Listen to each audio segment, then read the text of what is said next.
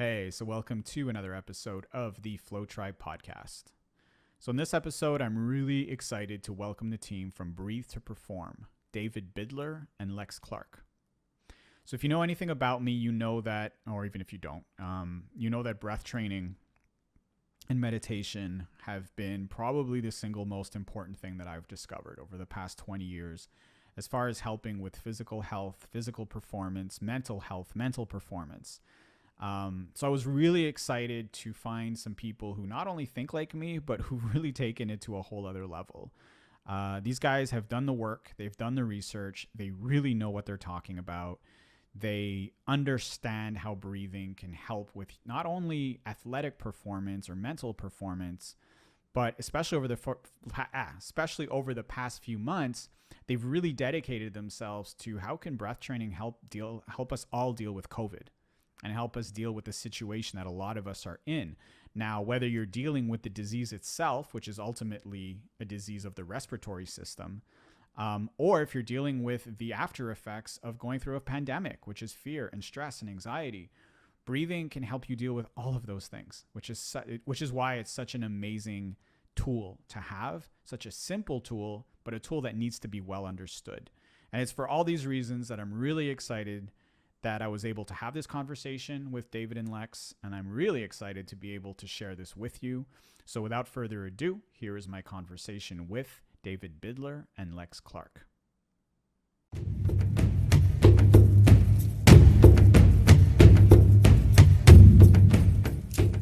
All right, so David and Lex, thank you so much for being here. Thank you for taking the time to speak with me today.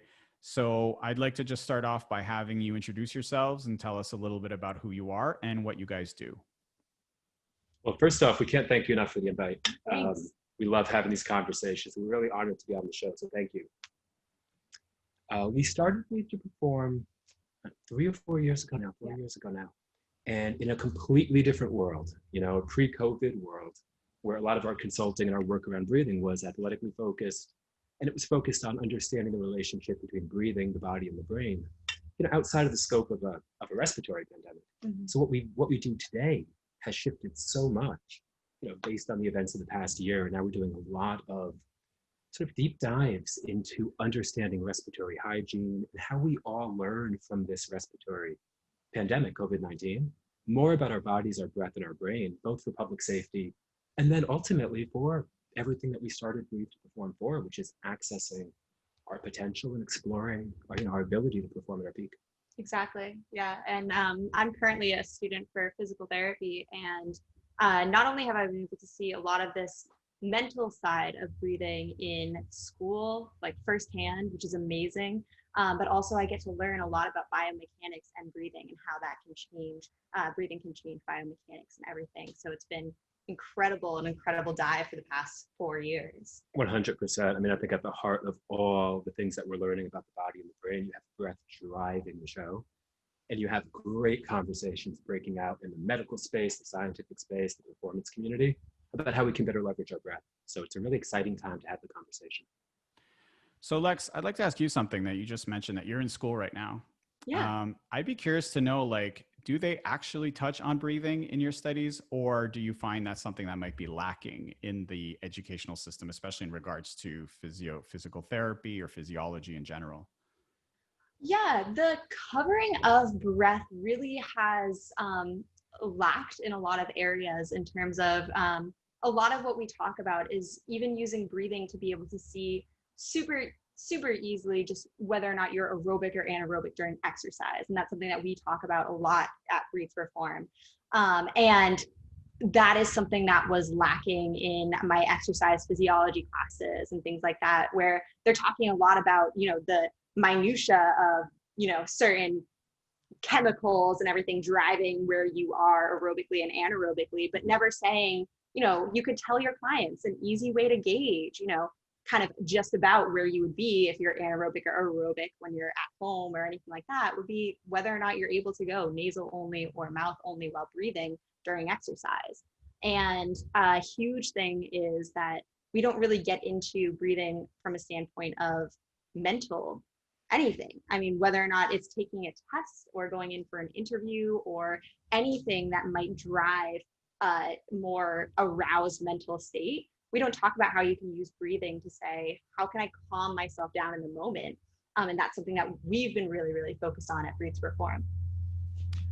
That's awesome. And one last question about that before we dive into the stress and anxiety part, because that's something I think, especially with COVID, that so many people could benefit from, is the other thing that I've experienced, because 20 years of martial arts sends you to the physical therapist pretty often, a little more often than I would have liked.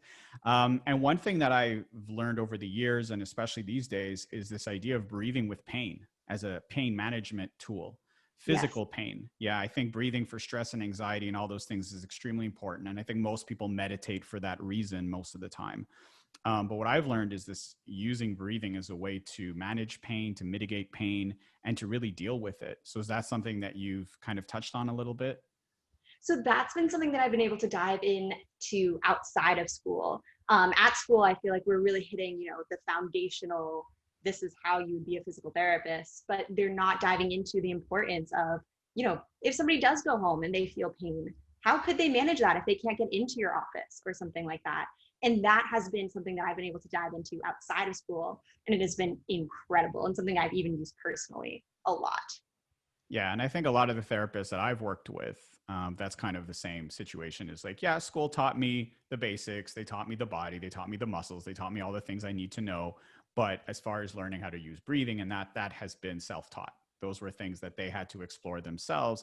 And I think most good therapists do understand that relationship and are making the efforts to seek out that, extracurricular education that helps them understand that relationship.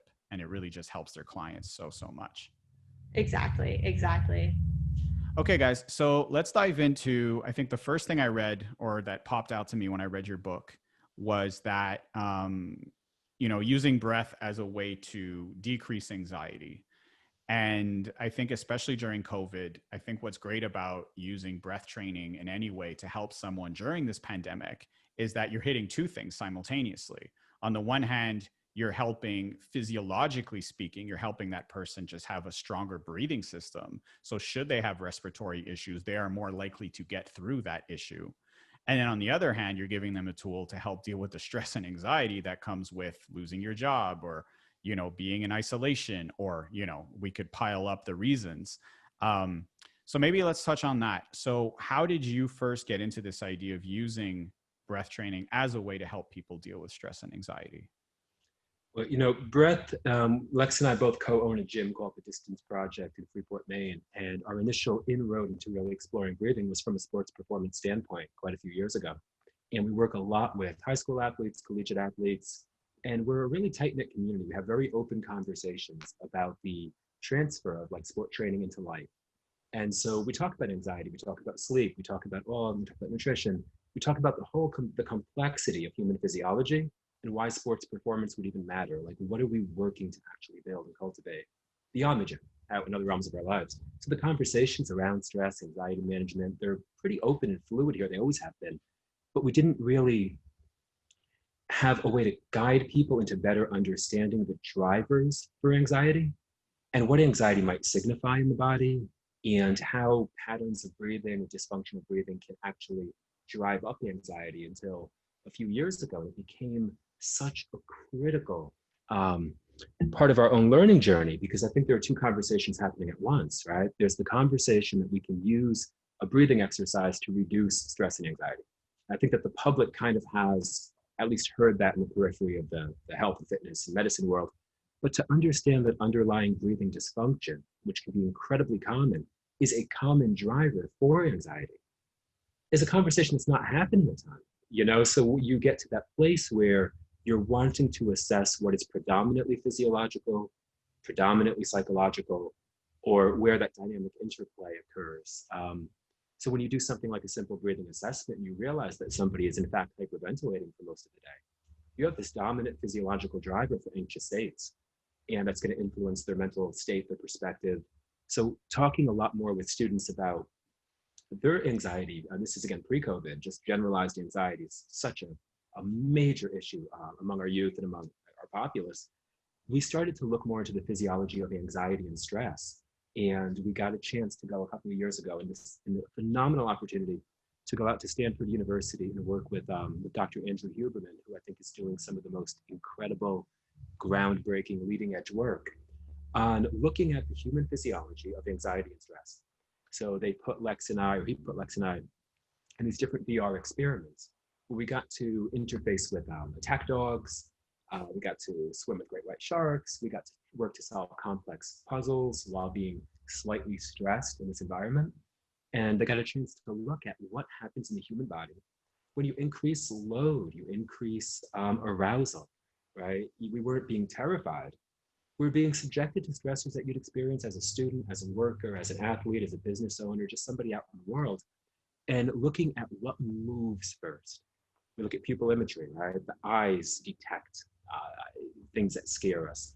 Respiration rate changes, skin temperature changes, right? The body responds well before we can even articulate that we're feeling nervous or that we're feeling anxious.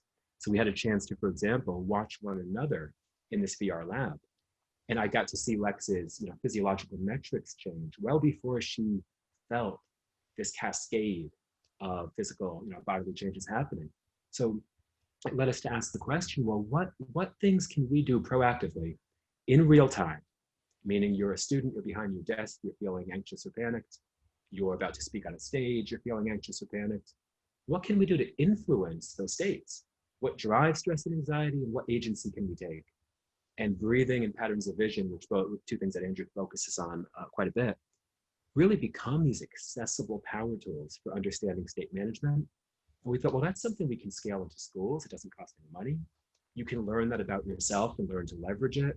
And when students are expressing to us their rising levels of anxiety, we can give them some actual science-based tools as opposed to just generalized life advice, right? Because you can have physiological processes driving these states that they're always going to have to work against unless they can solve them at their root cause. And breathing is one of those power tools you can hand to somebody. Give them simple principles to understand whether they're breathing in a way that can drive stress and anxiety by nature, what they can do to reverse that, and then how they can utilize breathing to actually leverage the state. So that's sort of the journey that took us to looking at the power tool of breathing as one being very worthy of scale. Wow. Okay, there's a lot to unpack there. I think one thing you touched on, which I think is extremely important for people to understand, and something I've faced in my own life and I've helped other people deal with, is this idea that, let's say, meditation as a practice is extremely powerful. However, it does not give you a real-time, in-situation tool to deal with stress and anxiety of performance, right? And I dealt with a lot with this. Having trained MMA fighters, I think, was the best example for me, because I don't know if there's in terms of sports performance, stepping into a cage to fight someone else, that's pretty high level stress, right? And what I saw over and over again were fighters who were extremely talented, but who unfortunately could not handle the pressure of that moment and therefore did not perform. And though some of them had breathing practices, they would, meditate, they would practice their breathing in the gym. But what was lacking was something they could do right there, right then, right before they step into the cage, or even in the cage itself. And that's when I started rethinking this way of breathing, where it's great, or people who have very, very high stress jobs and who practice meditation. And I had this one woman I spoke to, and she said, I meditate every single morning for 20 minutes. And that effect of that meditation will last me maybe till lunch. But then if something stressful happens after lunch, I'm screwed, because I can't sit down for 20 more minutes and meditate. That was the only way she knew how to use breathing, was through meditation. So that's where I started thinking, okay, we have to find a way to teach people simple breathing methods that they can do anywhere, where they can do at any time. And I having, glimpsed through your book, I realized that that's something you guys have also tapped into. So I'd love for you maybe to share some examples of that. What are ways that people can use breathing in a real world, real time, not 20 minutes necessary kind of application? Yeah, the one thing that we tried to do with the book was make it so simple for people who had not had exposure to the conversation earlier, and to tie and to really make the following point that, like, if we can address underlying breathing dysfunction throughout the day, our baseline is going to be in a completely different starting place for stress and anxiety when we run into the flat tire, when we're running late already, or the traffic jam, or the argument, or any of the other things. So we're always in our seminars and webinars, we can share simple exercises but trying to address underlying breathing dysfunction for the rest of the 24-hour period is one of the things we really, really like to dive into with people. And often the answer is so much simpler than what they want to hear. You know, I think that we're a society, especially as technologically advanced as we're becoming, where we want a complex algorithm or something to solve the problem. But really just understanding, A, if you're breathing optimally at rest, are you dealing with breathing dysfunction physiologically or biomechanically? Can you breathe well laying on the ground in a low stress environment? Because as soon as I get you up and have you run or swing a kettlebell or apply for a job or pitch an investor or get up on stage, anything that you couldn't do laying down peacefully is going to absolutely go to hell. It will certainly won't improve, you know? So we're basic baseline assessments, and then getting people to recognize that I can't think of a moment throughout my day beyond speaking that I'm not practicing nasal breathing. It becomes as intuitive as anything else is. As a practice to say, what do I understand about oxygen, carbon dioxide, energy needs of my body? What drives fatigue? What leverages peak mental acuity? I mean, all these things become so simple. So we always start people with just understanding the why of nasal breathing, because I think often it's tempting to want to skip beyond that for folks and say, let me try to play with these exercises. But it's almost like, that's almost like going to the gym once a week and really kicking your own butt. And then the rest of the week living in a way that's completely antithetical to that. You just can't solve the problem unless you solve it at its foundation. What do you think, Les? Not only that, is just I noticed after students were learning the foundations of breathing, they were starting to notice that when a stressor was introduced into their life, maybe it was a test coming up, maybe it was that they were driving to school and somebody cut them off while they were driving. They realized that modifying their breathing when they found that stressor, because their breathing would change when that stressor was introduced, and being able to recognize that initially and say, oh, that's not normally how I breathe. And then take control of it before, say, somebody cuts them off in traffic, before chasing somebody down the road and missing school. Instead, taking control of it in the moment and being like, oh, wow, I noticed my breathing change and I was able to change it back because I understand this foundation of my body, basically. 100%. And then you get to these wonderful portals of agency, right? So to wonder, I mean, what you'd have to wonder in a more in-depth way around the whole piece of human neurology and physiology is, yeah, there's something really cool about somebody cutting you off and you're about to get irate, but instead you return to nasal breathing, you regulate your airflow, you keep it light, nasal, maybe you're breathing to a pattern, maybe you're just reclaiming your ability to be attentive. But the other thing you're doing is you're exercising this leverage of agency. You're saying, I'm not going to let the winds rock me every time that they blow. I'm not going to let other people push me around from a physiological and mental state perspective. And there's a cascade that occurs beyond just the practice of breathing. It's like you taking the wheel of your state in your life. And I think it's that combination that becomes really, really interesting of you leveraging a behavior to change a state. Yeah. Okay. I'm really having a good time, guys, because you're just tapping into so many things that I strongly. The question, meaning, if we can get to the basis of what functional breathing would be, then we can always leverage exercises, but we always put it as a second tier. I hope that's a clear response. Oh yeah, 100%. And what I would like to add to what you just said is, and I think you kind of touched on it, is this idea that there's two things going on.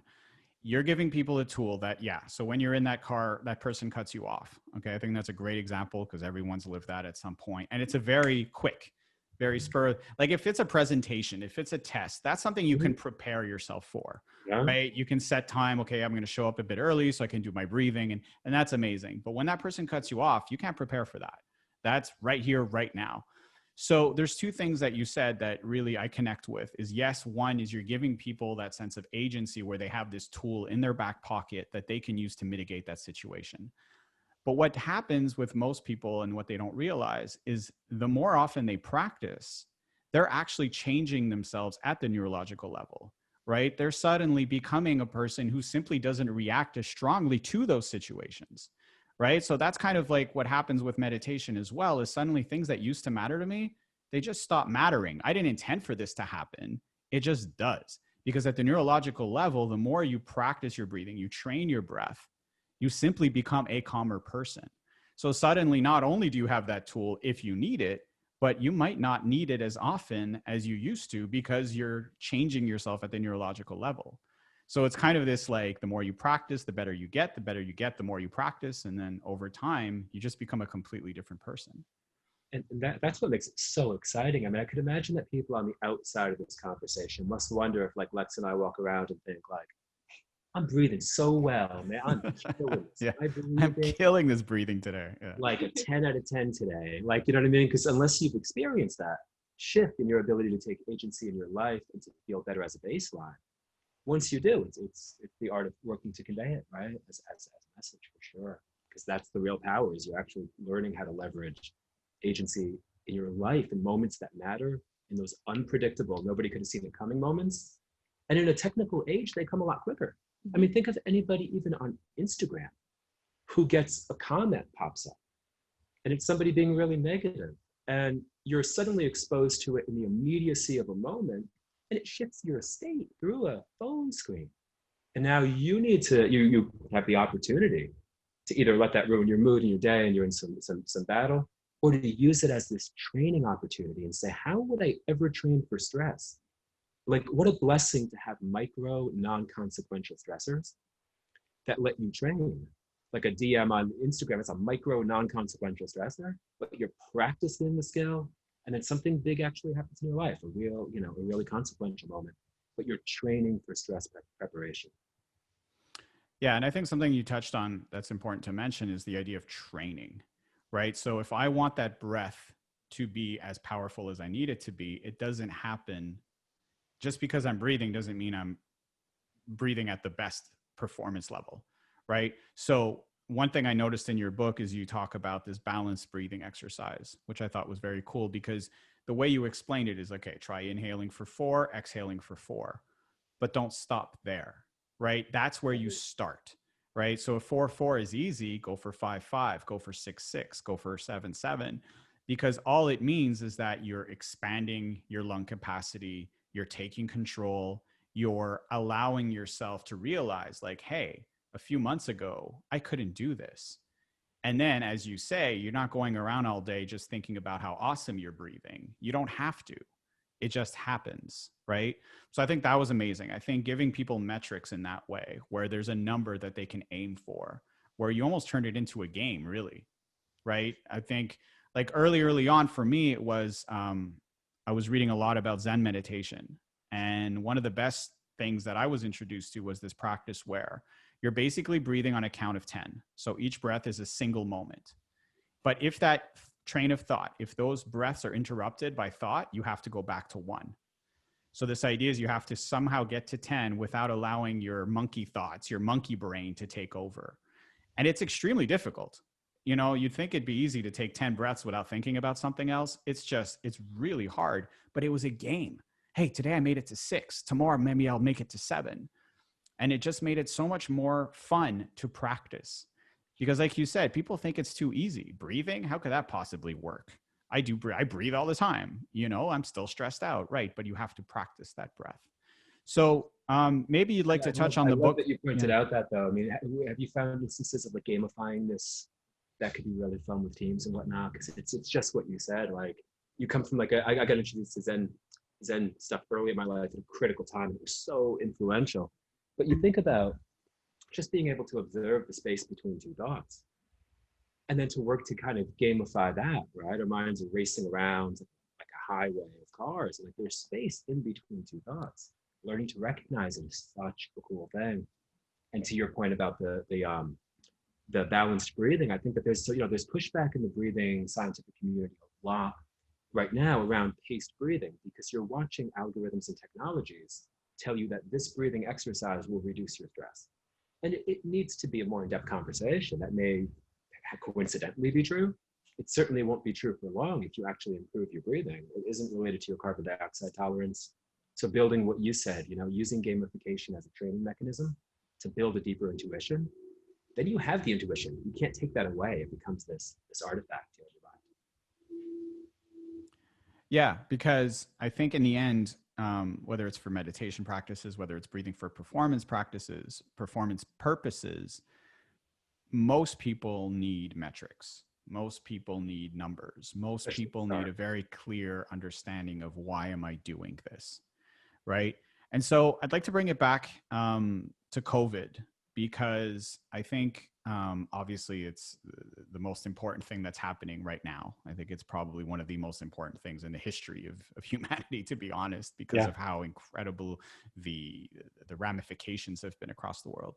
So for someone who is in isolation, for someone who is potentially dealing with either, you know, the afterthought, I think people who've had it, right, and who are now recovering have had a Mhm. lot of lingering respiratory issues. Yeah. You know, we're seeing heart issues. We're seeing, and it's not just about avoiding getting the virus. I think it's also, okay, I've had it. Now what do Yeah. I do? Yeah. Right. Yeah. So what are some recommendations? What do you think are, you know, the first steps for someone who's looking to recover, or who's looking to avoid, or who's looking to prepare for the potential of dealing with this disease? Yeah, I think the first step is exactly what we were mentioning before. Like breathing can be a tool how you can notice if you're feeling stressed, but it can also be a tool if you're tuned into your breathing, that would be the first notification that you might have a respiratory disorder. That has been something that we've been trying to talk a lot about, just because if I have that initial awareness, then I might be able to be tuned into something changing, even if it's minute. Yeah, I mean, you know, we give an example of like you had patients coming into hospitals in New York with their blood oxygen saturation in the 40s, and they didn't have the interoceptive awareness to understand that their breathing had been compromised for weeks, right? And by the time that they ended up seeking treatment, they were in a late stage of the development of the ramifications of contracting COVID, and they didn't know it early. They weren't using something like a pulse oximeter, or even, you know, ultimately noticing what was happening inside them in their lungs, because they didn't have the interoceptive awareness. So one of our partners is a neuroscientist in Brooklyn, New York, by the name of Dr. Jose Herrero. He's doing incredible work in epileptic neurosurgery, and working specifically right now to understand the neuroscience of COVID. And the doors that this opens up, I mean, we can go down quite a road thinking about how it can cross the blood-brain barrier and ultimately manifest in neurological disorders. And when you bring that into the room, when there's also a lot of stress and anxiety, it's very hard to understand what you might be dealing with when you feel highly stressed or, you know, not like yourself.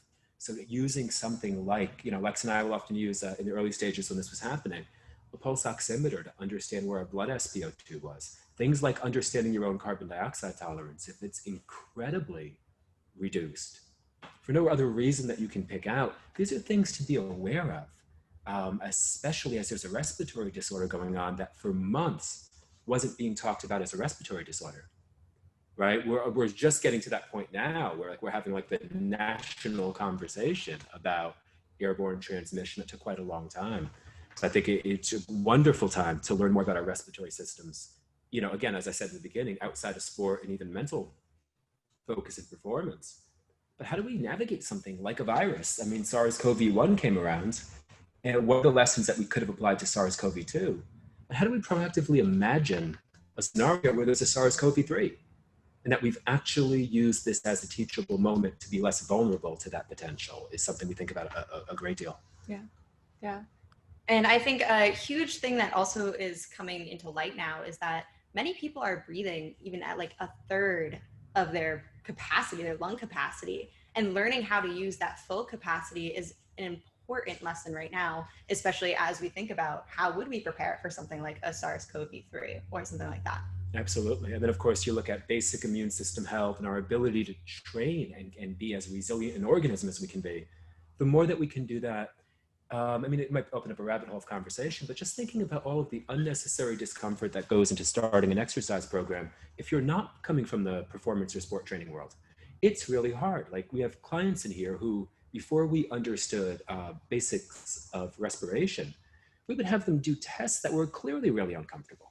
You know, if somebody on a rower just rowing as hard as they can, or on a bike as hard as they can, going to the depths of like psychological distress for me to figure out something about their body, we don't do that anymore.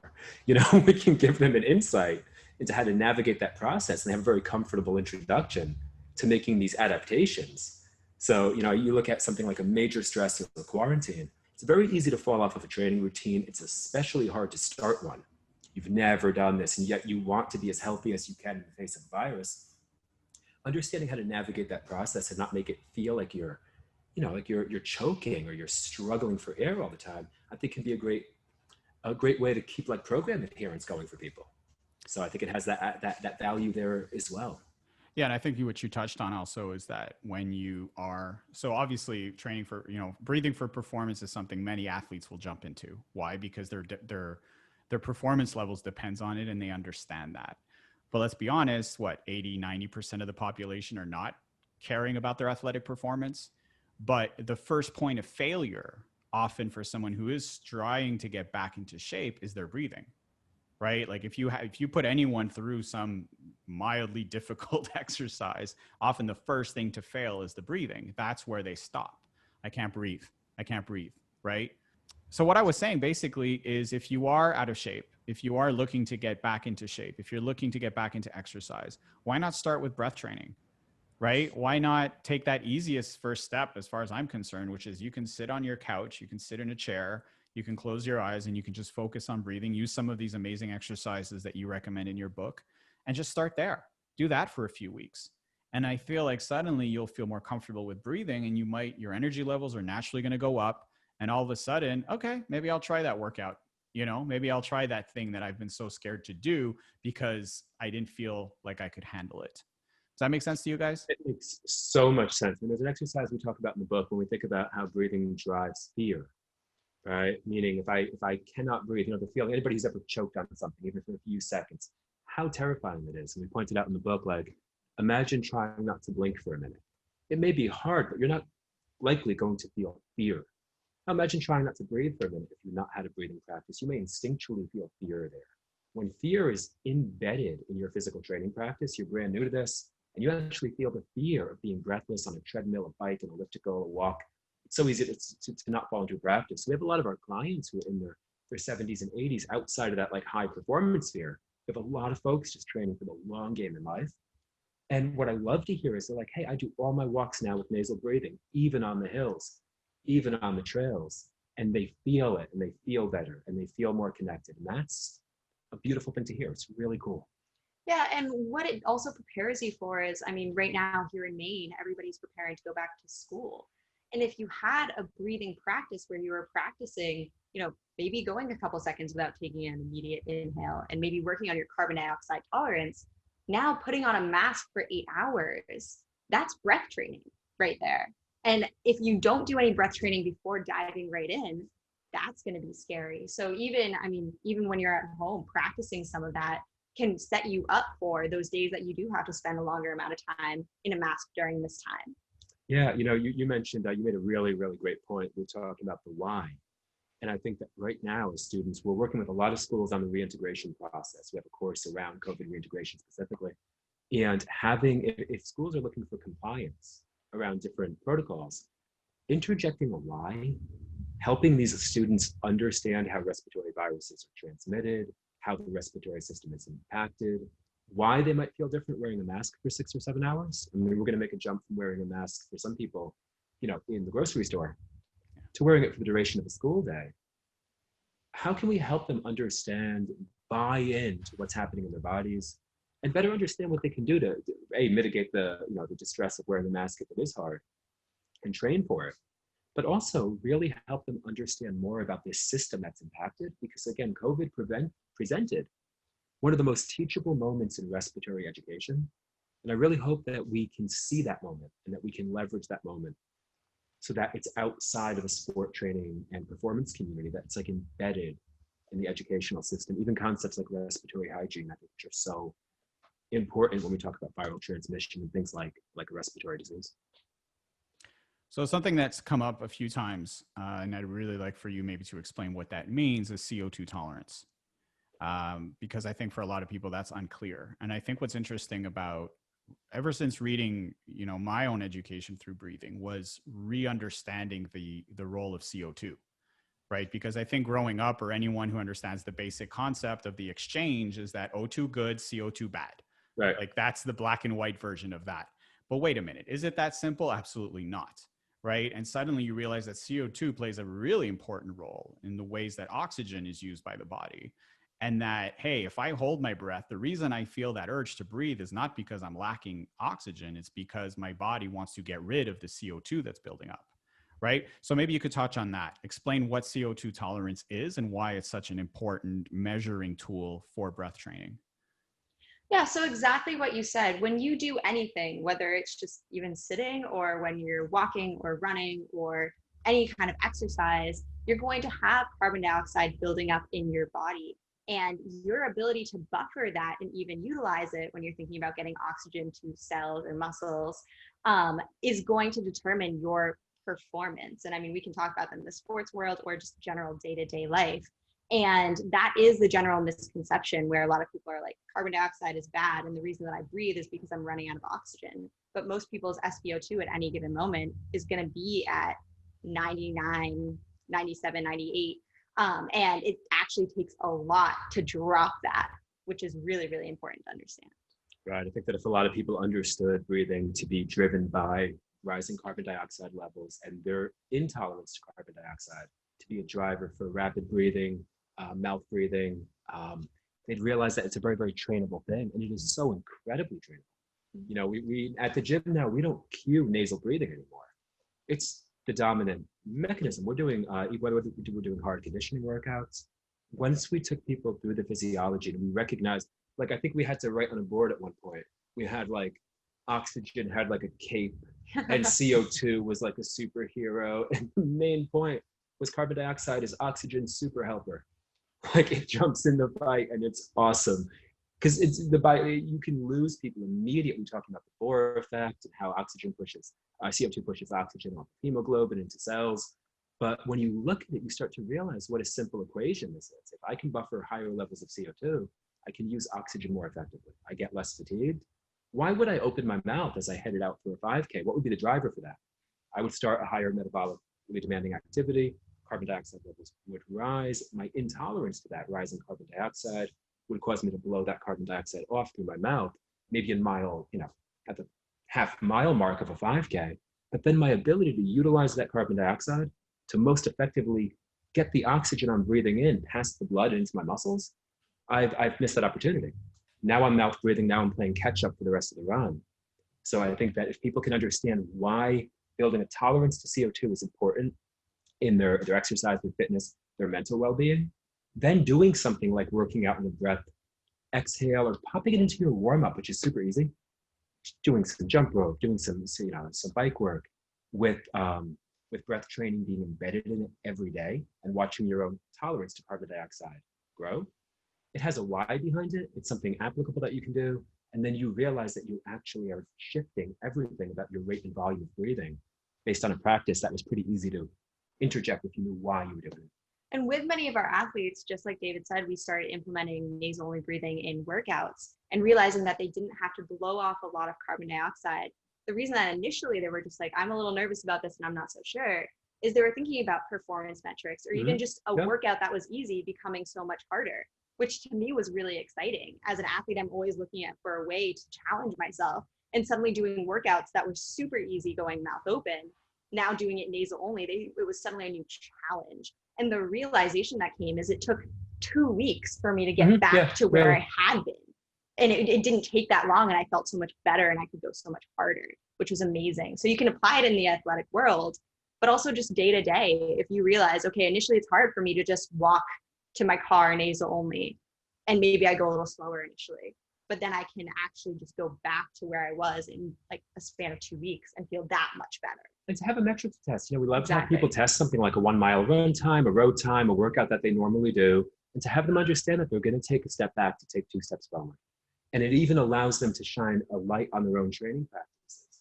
If you're in an environment where that's not positively looked upon, where you not beating Bob in this workout tonight or something is not the most important thing in the world, right? You actually developing your aerobic capacity and system. Well, then you even have an archetype. You have an archetype for assessing whether that training model is one that's going to benefit you for the long term. So we're always about what can we do to take a step back and take 2 forward. Take a step back, learn, apply, get slower in order to get faster, get more deliberate, and to realize that it doesn't have to be this incredibly just uncomfortable experience. The question that nobody knows the answer to, I've not heard the answer to. How much CO2 training? What kind? Well, we were playing a lot with breath exhales in different modalities, But really, most of our athletes here are just on a 90% nasal-only breathing program. We throw a little bit of hypoxic work where they're working on exhales into warm-ups. And that alone has had 80% of the benefit in our gym. We get people writing all the time saying, wow, I PR'd my 5K, I PR'd my 50K. That's a lot of progress for a small investment. So really, it's not hard to apply this if you have the buy-in from the people. They know why you're doing it and why they're doing it. Yeah, and I think also what you mentioned is that it only took, in some cases, 2 weeks for people to notice considerable difference. And I think the reason there is that if we look at it from an evolutionary standpoint, the nose was designed to process breathing, is where the mouth wasn't. The mouth is like a secondary emergency system should the nose not be working, for example, right? And I think anything that was meant from an evolutionary standpoint to be, so if I'm a heavy mouth breather, to shift back to what I am supposed to be doing is going to be easy because my body's already designed to do it, right? It's not like I'm trying to train my body into doing something it's not meant to do, right? That's why muscles take so long to build, because muscles aren't meant to be huge and whatever. If I want to get to that, I need to put in a shitload of work. However, for breathing to work properly, it's how it's supposed to be, right? So suddenly, hey, I'm breathing through my nose. And the book I mentioned, I think before we started recording, Breath by James Nestor. Hold on, let me make sure. Yes, James Nestor. I have it right behind me. One thing I noticed with him is people who don't use their nose, the nose actually starts to close up, right? It changes physiologically speaking. However, by forcing it back into function, it clears up very quickly. So how we can even modify our entire breathing system just by going back to what is supposed to be, I thought that really blew my mind, because though I understand the benefits of nasal breathing, I didn't realize it was that important. I didn't realize it was that obvious when you start making those changes. Well, it begs, I'm sorry. Just as an example to sort of encapsulate exactly what you just said, I can remember a time where we were working with a local track team and we had them do a couple of sprints nasal only just to practice it, not looking for any particular time. And I brought out a roll of paper towels, just saying like, hey, if you haven't used these pipes in a while, they might be clogged up and that it's okay to blow it off. We went through an entire 2 rolls of paper towels with it was amazing. I mean, it's not Rocket City. Noses are dripping. And we told them, we were like, that's so much potential. That's right there for you to access. And if the other team that you're competing against, what we love to ask teams, and because it helps get the buy-in from students, is we'll ask them, so like, okay, you guys are a track team or you're a lacrosse team. Like, what do you guys do to train? And we get we run through the obvious answers. They go, well, I train my sport and I do strength training. And we're like, what else? Oh, well, I work on my sleep. What else? And we keep pulling out a what else. And we remind them that the people who win, if somebody's going to win this game or this season, they have more. What else? Yeah. They're looking for tools. They're leveraging these things. So if running to the fire hydrant, nasal breathing is impossible today, you have so much potential on the table. And you can simply grab it. And to your wonderful point is you're going back to something that's natural, something that often gets compromised at a really young age. You look at an obstruction to the nasal breathing that develop. Often you run into something like allergens from cow milk or pollen, and you end up ultimately developing a system where mouth breathing becomes the dominant system from a young age. And that takes a lot of cultural training, meaning we get a lot of pushback. People are like, well, if this was the way I should breathe, I would breathe this way. It's like, no, we're pretty patterned animals and pretty adaptive. But what I think lends the breath movement right now, because we're clearly in a movement of breathing, right? There's probably more attention. Totally agree. Is that you feel the change in your body and your performance very quickly. It's not like having some squat program where you're like, well, I put 200 pounds in my squat in 2 weeks. Or some like bicep building program where you're like, wow, I'm huge in 14 days. Like that doesn't happen. So it leads to a kind of skepticism. People say, well, it can't be that big a deal. We tell people just feel, learn to feel, try, play, explore, and learn to feel. And you'll come back to somebody and you'll say, wow, that was amazing. Take it, it's your breathing. You have all the tools already. Yeah. Practice them, play with them, use them, and feel the response. Yeah, and I know a common misconception is that breathing is the minutia. It's like it will only give you like 2% more. But realizing that it's the foundation and it will give you 50%, 100% more is where the turnaround comes for a lot of people. Yeah, and you know what I'd love to add to that is I think a part of the breath conversation that doesn't get talked about a ton. You hear it a lot in the ultra marathon world and in the jiu-jitsu world. We train some folks who are doing jiu-jitsu and martial arts. Is what happens when you increase interoception? What happens when you give somebody a tool for being present in the moment that they're in? Think of, we train a lot of endurance athletes doing 50-mile and 100-mile runs. And the difference, imagine that they came in a little faster. Well, that's pretty cool. But the difference of saying, you know what, I had the most amazing night out there. I was looking at the moon. I was breathing through my nose. I was present to the trails. I saw how the moon hit the trail that I was on, versus like, I don't know how I got here to the finish line, other than it was 22 hours of chaos and pain and ultimate discomfort. And I somehow left with a belt buckle, but no memories that I can like parse through.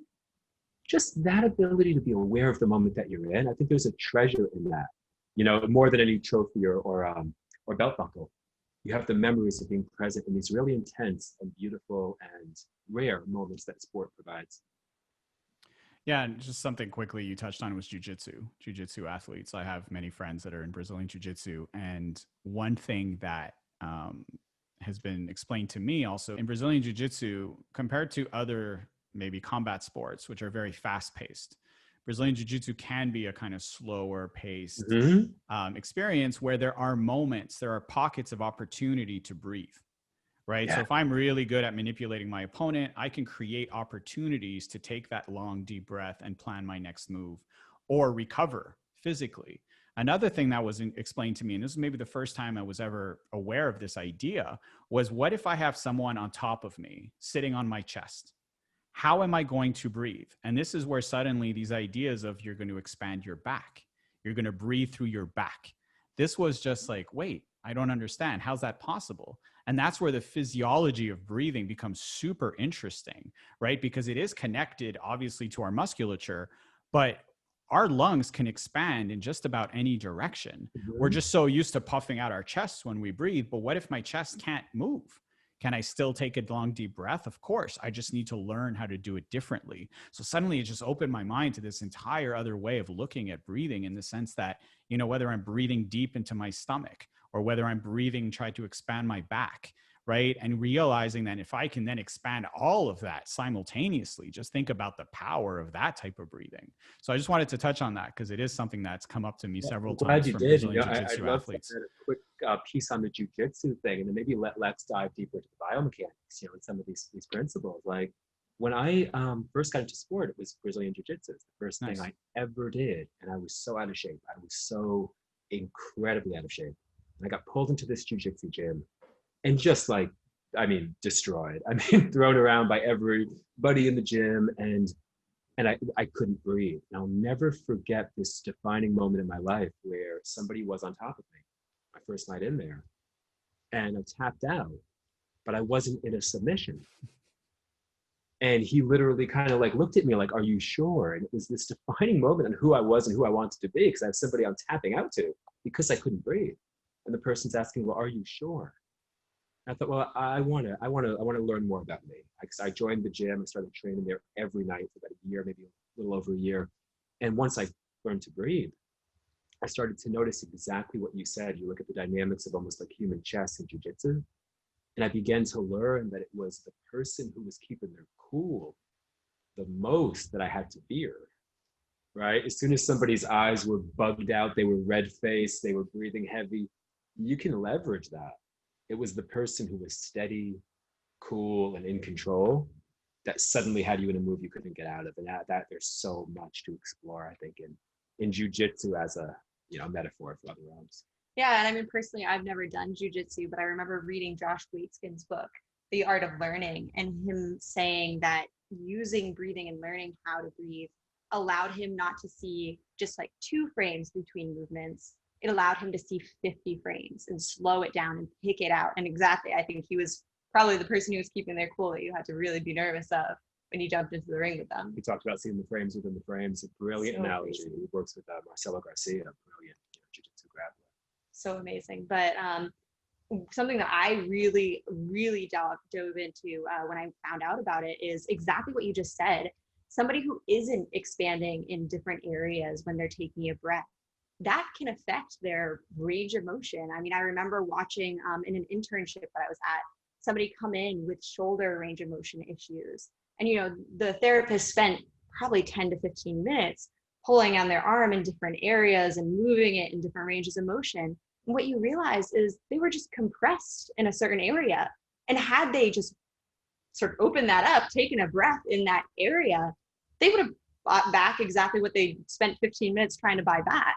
And how it can actually be so simple, and realizing that if you're at home and say your shoulder's a little stiff, you can have a breathing tool to be able to expand into like your posterior thorax, whatever it might be. It's actually really, really simple and can affect, I mean, super exciting to me because it can affect exactly the way that I'm treating someone, which is just, I mean, amazing. So powerful to have a client, exactly like you said, who was being treated like a marionette and pulled on and yanked on. And they had, upper ribs that are stuck together. They've never learned how to direct air posteriorly. And you've brought them shoulder range of motion and the capacity to do it themselves. You've given them an empowerment tool that lasts well beyond the PT session. So cool. Exactly, because I watch pain shut down people, whether you're an athlete or you're just generally day-to-day trying to function.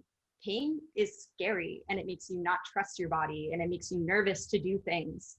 And when you know how to control it yourself, when you're just like, okay, I know this pain means this, and I can just do this breathing exercise because it's going to open up my shoulder, it's going to open up my hip, whatever it is, you now have bought back life. You've bought back the ability to just go out and do what you were wanting to do versus just having to sit on the couch because your shoulder's in pain or whatever it might be. And that's exciting for me as a practitioner, because the goal is not to keep you in physical therapy for years to come. It's to let you get back to your life and enjoy life and not be afraid of your body. Couple things. I think one thing you just mentioned is that I think breathing and learning how to breathe allows you to build a positive relationship with pain. And I realize that that's a really weird thing to say, but it's something that very, very early on when I was in Muay Thai training, I had got what you call a bone bruise. So often in Muay Thai, you'll kick someone, they'll block with their knee, you end up kicking their knee as hard as you can right on your shin bone. It's potentially one of the most painful things I've ever experienced, and it happens often. And my instructor at the time basically told me the best way to deal with this is you're going to take your thumb, you're going to find it, and you're going to press on it, and you're going to massage it. And I'm like, yeah, but that really, really hurts. And he said, no, but you're going to breathe.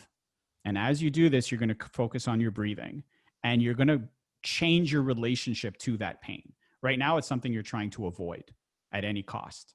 I want you to dive into that pain and build a relationship with it. And suddenly, the deeper I would go and the more I massaged it and the more I focused on my breath, it was as if I suddenly became this third person observing the pain that I was experiencing.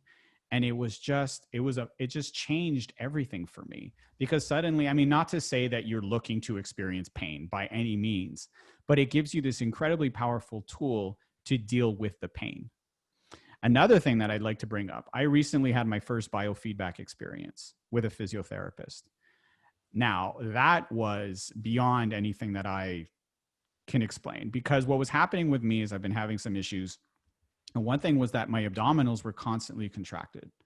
I was having a really hard time releasing my abdominals. And you think you're releasing, but there's almost this second level of almost subconscious tension that you hang on to. So constantly, and this is probably through too many years of, training and being hit, where the body's constantly getting ready for impact and has a really hard time releasing, right? Or having this guarding mechanism where someone's trying to touch me somewhere, and everything tenses up. And I think a lot of people have that. And so my physical therapist had the sensors and everything else. And she's like, okay, see where right now you're at rest and your level is at 20. So let's say you should be at 2, you're at 20 in terms of tension. And I'm not even clenching. I'm not doing anything. I'm just sitting on a table and there's this tension of my abdominal wall muscles. And I'm like, this is ridiculous. But within a few minutes of breathing, because I know how to breathe, I brought it back down to a 2. And I was just like, oh my gosh. But to see that meter go down as I focused on my breath, that was just, I said, wow, because this was not something I thought I had control of. But because I could see it and because she coached me through it, I was able to bring that down to a 2. And then I realized, like, okay, now I'm conscious of it. But once I'm not thinking about it, it may go back up.